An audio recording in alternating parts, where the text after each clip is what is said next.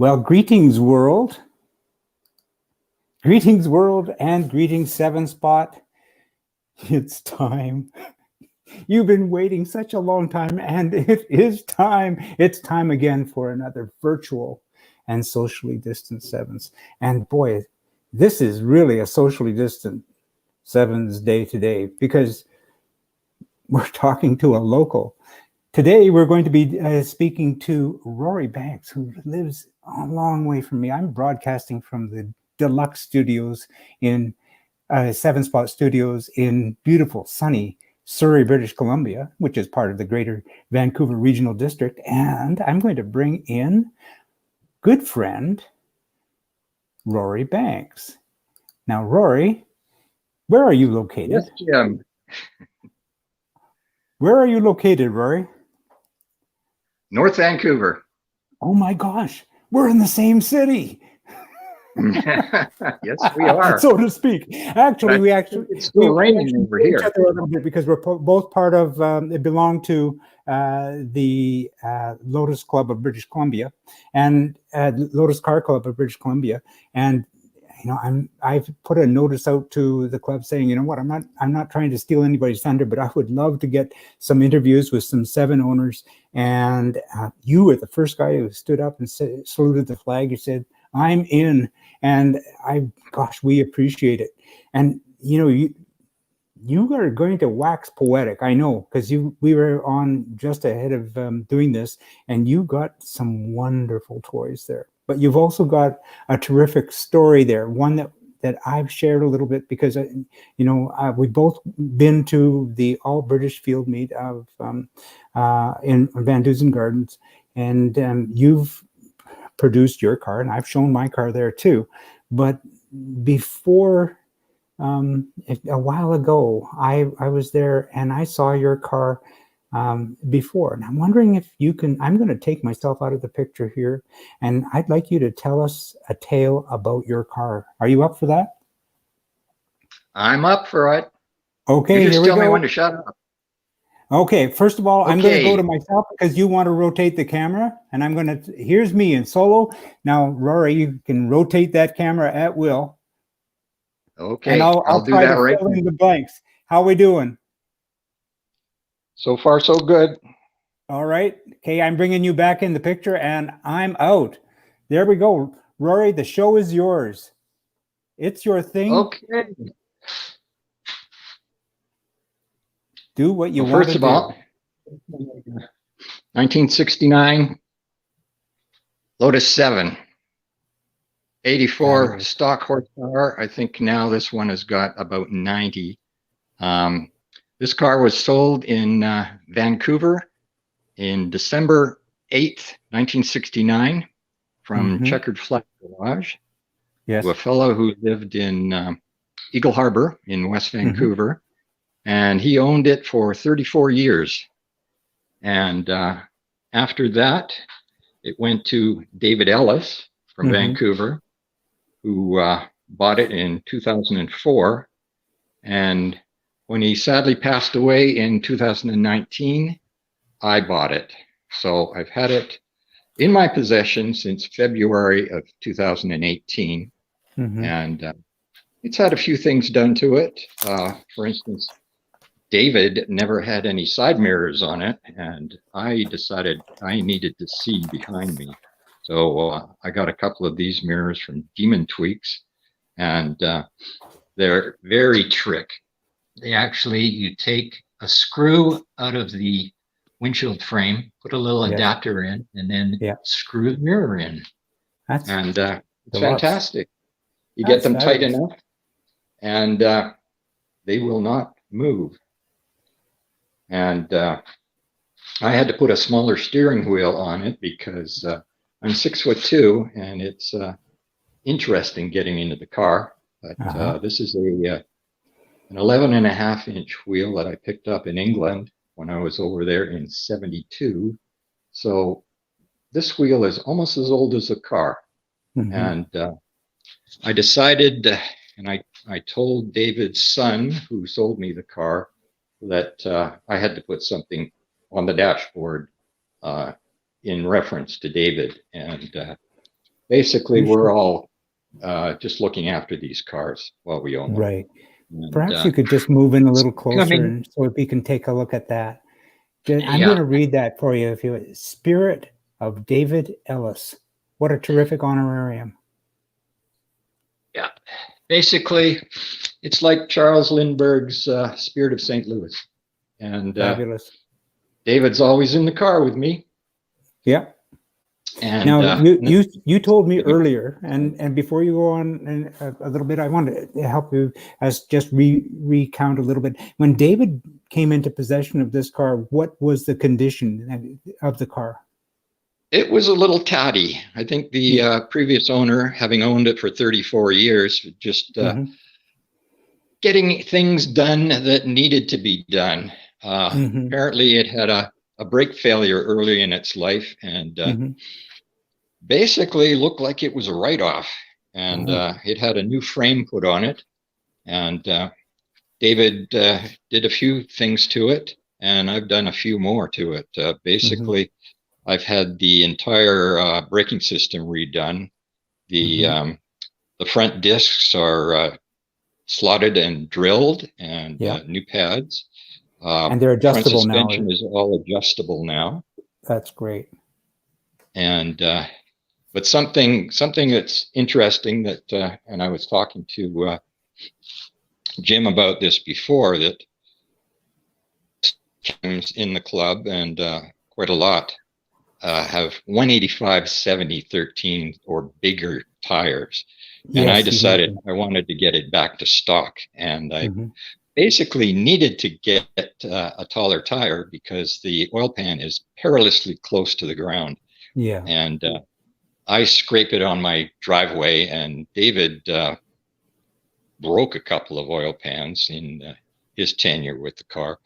So I Mm-hmm. finally found some 165 80 13 Toyos, and Yes. 165 80 13 is what the car came with in 1969. Oh, okay. And just to emphasize that fact, This is great. here's the spare tire and wheel. This is 50 years old. This is the spare that came with the car in 1969, the original Dunlop Super Sport. Wow. Look at that 165 tread. 80 13. Absolutely So amazing. all the tires match now, and it rides a little higher, and it looks a little better too, as far as I'm concerned. Oh, But the what a interesting gorgeous thing car. about having a Lotus 7 is a lot of people have said that I've been wanting a Lotus 7 since I was 10 years old. Mm-hmm. and younger.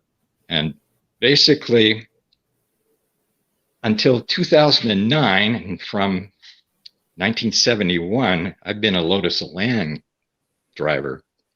Right. And unfortunately, a Lotus Elan, great car, lovely engine. You're sitting in a sea of fiberglass. The frame goes down the center of the car. Yeah. And there's nothing there. Yeah. And my car was, my second Lotus was written off. And I thought, okay, this is not very safe. Mm-hmm. So I bought a TVR Tasman. How nice is when that? I was looking at a Lotus Elan at Van Dusen Gardens. Now this car, some people would say, well, it's a TVR, it's not a Lotus, but this car was designed by Oliver Winterbottom, who designed the 1975 Lotus Elite.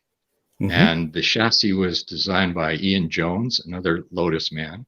And it's a backbone chassis, like a Lotus Elan. Yeah. But it has a roll bar underneath the dashboard, one underneath the headliner. It has outriggers that go out to the doors, and the doors have steel beams in them. Oh, so how nice is that? I went from a fairly dangerous Lotus Elan to a very safe car. And then I went to what some people would call, and my wife doesn't like because it's so low to the ground, a Lotus 7. But the interesting thing is that this is the frame. Yeah. This is the frame here. Mhm. So there's a frame there. Yeah. It doesn't have a roll bar, but it's got something around your kidneys. Yeah. So it's not totally dangerous. No. But Well, that was going to be my next question is, I mean, tell us your Lotus story, but you've already filled in the blanks. So you've been a Lotus person since you've and been since it's 10. so low to the ground, one hopes that it's not going to roll over. Oh, that's absolutely fabulous. So, Yeah. you said, I know that we both from similar parts of the country. We both studied in the same city in Calgary, Alberta. Were you That's right. a Lotus fan back in your Calgary days? Yes, because I was in Calgary in 1973, and at that time I was between Lotuses. My first Elan was a 65 Series 2 Oh, and had a lovely. hardtop and everything. And but I was going to school in Vancouver then, the Vancouver School of Art, which is now Emily Carr University. Hmm. Hmm. And I couldn't keep up the bank payments. So Yeah. it went after about 5 or 6 months. The next car, and then I ended up buying a bug-eyed Sprite, which I drove to Calgary 4 times in the snow and everything else. Hmm.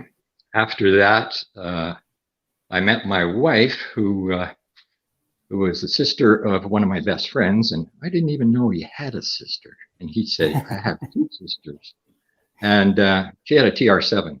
Anyway, we ended up getting married, and it turns out that she learned to drive on my first Lotus Elan, which I sold to my friend, her brother. Isn't that amazing? And so she was a little sympathetic, and basically we started doing things to the TR7, taking the smog emission off and Yeah. putting a big pipe on it and all that. And I said, well, no matter what we do, it's still a TR7. Yes. And she gave me permission to go look at Lotus Elans. So Oh, nice. I ended up buying Lotus Elan Series 4, Hmm. 69, and kept that for 30 years until it was destroyed by an Audi SUV. Oh, But I had, before it was destroyed, I basically needed to change the frame.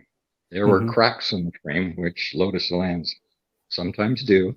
Yeah. And I pulled the body off the frame and rolled it away and got a new Spider space frame from England. Took me 2 years, but I switched it over, and then it was great. And I thought, well, if I can do that, a 7 is a lot easier to work on. And instead of 13 bolts to undo the body and lift it off, you can take fenders off and nose cones off and hood off, and we're halfway there.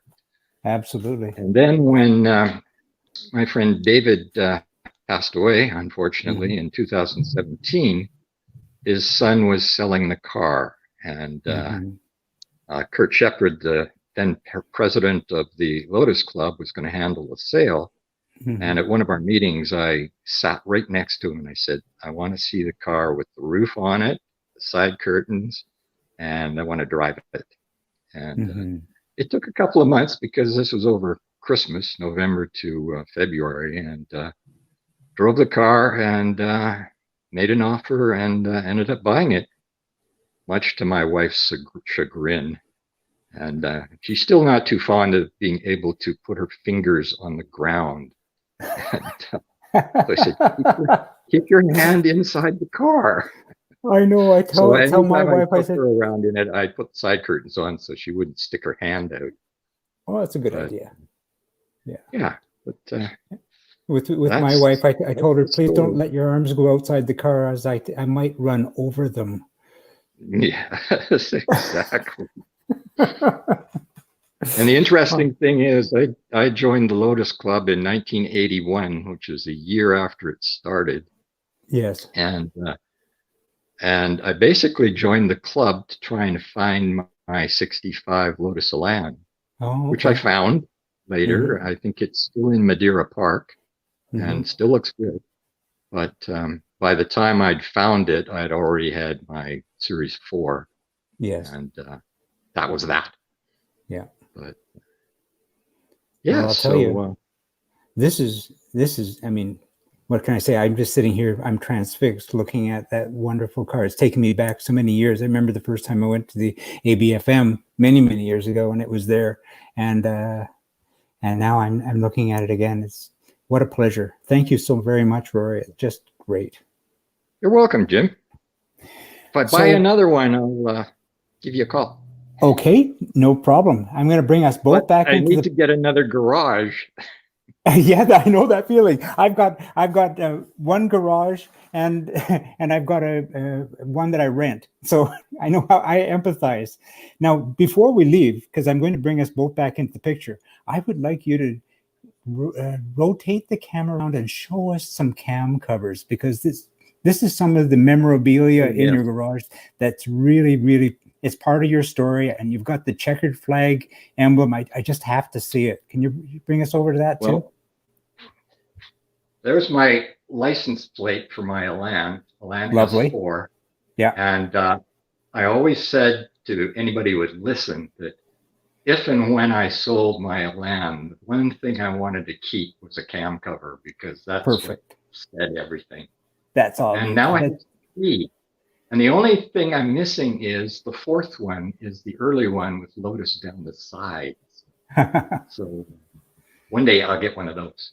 And actually, I found one of the guys in the club with a Series 4.7. It's got a twin cam in it, and it's a 74. And he's got an early cam cover. And I said, this is the wrong cam cover for this car. You need a later one. But he hasn't come up to the bait. You know, he wants to keep it as is. But right beside it there is the grill for a Lotus Elan. And the little air deflector plate made out of pressed cardboard. Yep. And you have your Lotus. The sign I got from one of the Indy races, and it was sticking up in Science World, and I realized it was dated, which meant they couldn't use it for the next year. So I asked somebody if I could have it, and he says, "Okay, take it now." And you did. He says, "I have another one?" He says, "No, go." And that Lotus badge, a plexiglass Lotus badge, was actually part of a longer sign that had the words Lotus in it. And it came from Checkered Flag back in the late 60s. That's the one I wanted to see, because that brings the whole story back together. There you are. You are the third owner of this car. I am the third owner. And there is the, I guess, part of the signage of Checkered Flag, who sold it to the second owner. And I don't know about the first. No, Checkered Flag sold it to the first owner. Oh, is that right? Wow. Yes. You brought it full circle. You have brought it full circle. This is fabulous. And basically, this is, see the 2 steps here? I have to put the 7 up there. Yeah. Because my wife has this space. So she's away this weekend, and I get to do this. This is true. So I wasn't going to mention that, Rory, but that's awesome. Up there. But this one stays right down here because it's too wide to go up there. Yeah. And basically, it's got a nice 160 horsepower, fuel-injected 2.8 Cologne V6. Fabulous. So this is a fast car. Oh, yeah. And when the Americans got them, they desmogged them down to 145 horsepower. Yeah. And the interesting thing about this that I didn't mention before, Jim, is this is a 2+2. And they made 47 of these. And you can tell from the gas cap location further back that this is a 2+2. Okay. A 2-seater would have it here. Yep. And there were 2 gas tanks in that position. but to make room for the seats, they had to move the gas tank.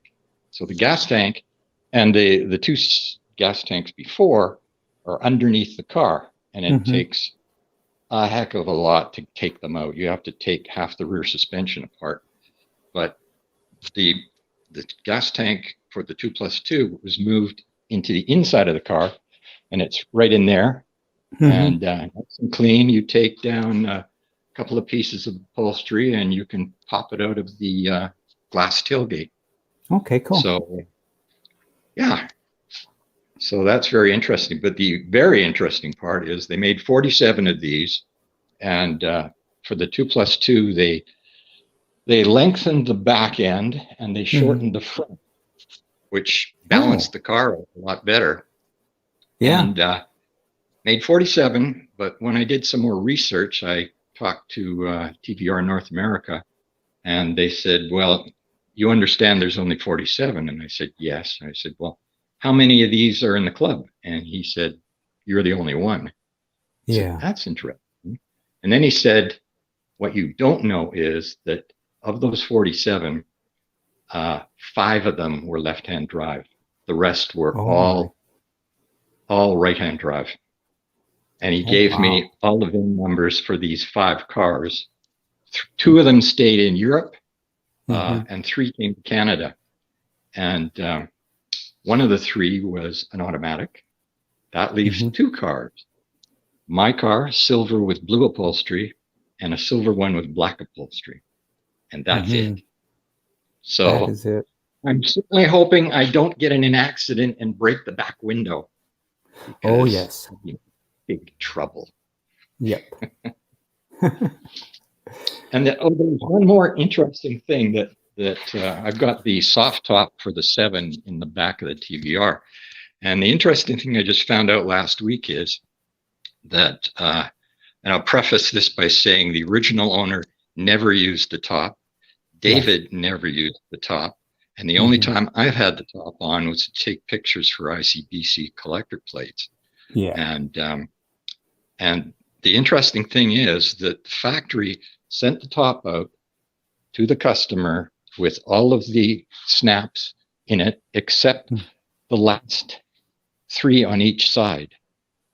And the customer was supposed to put those on. And the interesting thing is the top doesn't have those snaps in it. It doesn't have those fasteners. It doesn't. So nobody ever took it seriously to put the top on. Wow. But anyway. The stories your car can tell. That's my story. That's a great story. I'm going to bring us both back into the picture because it seems like we just started, but we're into 23 minutes now. So I'm going to put us both back in, and there we are. Do you want to just try rotating the camera, or do you want to just try to do your thing? I'll do it the right way. Okay. Stickler for detail. And while you're getting that figured out, I'll just sit here and I'll kill some time. Oh, we've lost you, Rory.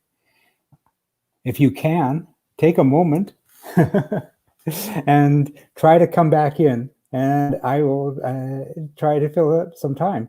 But if not, then let's just say that we did a terrific virtual and socially distanced 7s. And I want to thank Rory Banks for being with us today. And if he happens to come back on to say goodbye, that'd be great. If not, rest assured that we're going to keep in touch with him, and we will, as we say, we'll look forward to seeing you, Rory Banks, at 7 Spot. So I'm going to end us there, and we'll see you at Rory. We'll see you. Bye.